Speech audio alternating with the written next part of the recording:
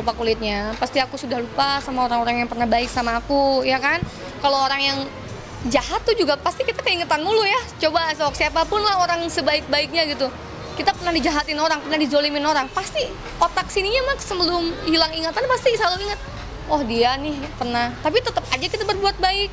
Kenapa kita nggak mau nyinggung-nyinggung masa lalu yang memang itu menyedihkan? Ya karena itu semakin kita kan pilihan nih, tetap berada di lingkaran itu atau keluar dari lingkaran tersebut dan bikin lingkaran baru yang menurut kita itu lebih berfaedah gitu kan. Ya, akhirnya aku memilih untuk membuat lingkaran baru, lingkungan baru yang mungkin ini bermanfaat buat aku, waktuku juga lebih positif, saling memberi, saling bermanfaat untuk orang lain. Bukannya kacang lupa kulitnya, apalagi ini Mas Alif nih mantan suami saya, dia tuh gimana saya bisa melupakan kebaikannya dia? Enggak, tapi ini masalahnya harta yang dia tuntut ke saya. Kalau itu ada andilnya dia mah pada saat itu, oke lah silakan. Tapi kan ini mah pure itu saya yang beli gitu loh. Gimana sih Mas Alif ini bukannya ngasih ke saya malah nuntut kayak gini, aneh. Untuk tuntutan Gonogini, penuntutan Gonogini itu lawyernya JJ ada di salah satu link berita juga mengatakan bahwa saya menuntut semua asetnya Janeta Janet. Salah hoax, publik juga. Karena pengadilan pasti meminta semua aset dulu dikumpulkan. Semua aset dikumpulkan, setelah itu pengadilan membagi sesuai ketentuan gitu loh. Kita mengumpulkan semua harta benda itu bersama bareng-bareng di dalam ikatan pernikahan. Aku berjuang dari nol, aku nggak ujuk-ujuk dapat semua ini. Ini proses, ini perjuangan. Tiap pagi makan mie instan, siangnya makan bubur kacang, malamnya minum obat mah. Kasarnya nih, itu udah pernah aku alamin. Yang nggak nyangka aja kemandirian aku, terus aku banyak nge-backup rumah tangga selama ini, itu ternyata di mata dia tuh nggak ada harganya. Tapi kalau misalnya memang pengen musyawarah, ya harusnya kalau musyawarah, ini kan, ya mungkin Mas Alif juga tahu, ini aku benar-benar ngeluarin uang sendiri dari jatah aku pribadi gitu untuk beli rumah, beli mobil. Ya sekarang dia tiba-tiba ujuk-ujuk minta jatah aku dong 50% karena di negara itu kan walaupun istri katanya gitu, walaupun istri yang bekerja keras, suami nganggur, tetap dapat bagian kalau di Indonesia gitu.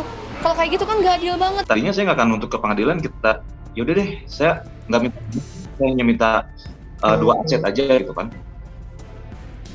Saya hanya minta 2 aset saja yang menurut saya itu juga nggak sepertiganya lah dari keseluruhan aset yang pernikahan kita gitu loh. Saya hanya menuntut 2, rumah di Pondok Gede dan kendaraan. Ketentuan itu mungkin berlaku kalau misalnya bener-bener nih aset-aset yang aku beli itu bener-bener uang patungan gitu, uang patungan walaupun misalnya lebih gede istri, misalnya istri nyumbang 50 juta, suami 30 juta misalnya, lebih besar kan perempuan. Nah kalau kayak gitu kan, tapi ada apa namanya, ada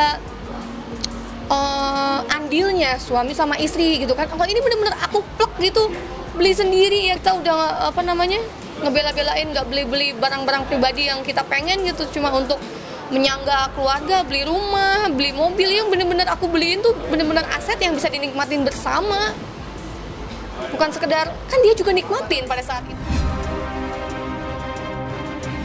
Ya, itu kan banyak ya, bukan cuma, jadi kayak lucu aja.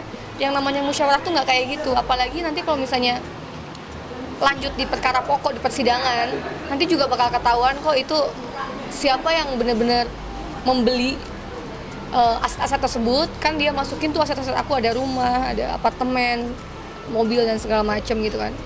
Ntar bakal ketahuan kalau misalnya aku lanjut sidang perkaranya gitu kan. Ya sekarang bayangin aja kalau misalnya ada saudara Alif atau nggak keluarganya yang digituin sama cowok, terus cowoknya juga udah dapat bagian, dan bagiannya bukannya buat nambahin beli aset, malah dipakai buat hobi-hobinya gitu.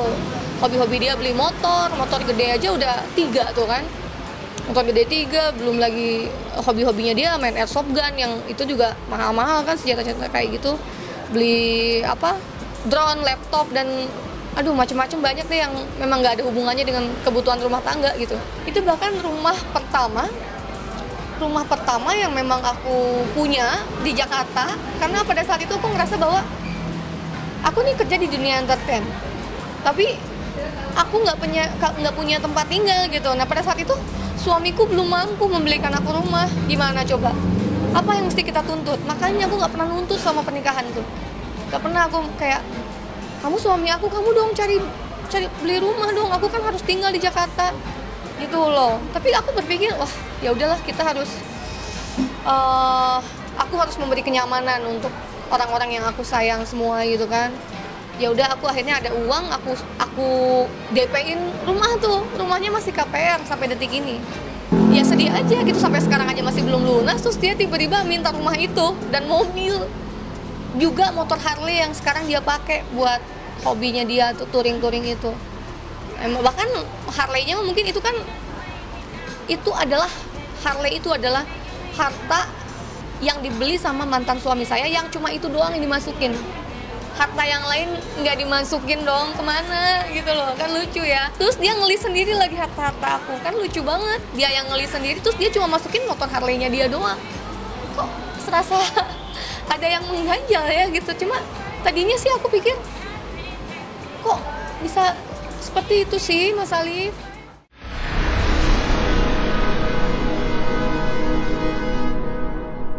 Jadi jangan lupa untuk subscribe Cumi Cumi.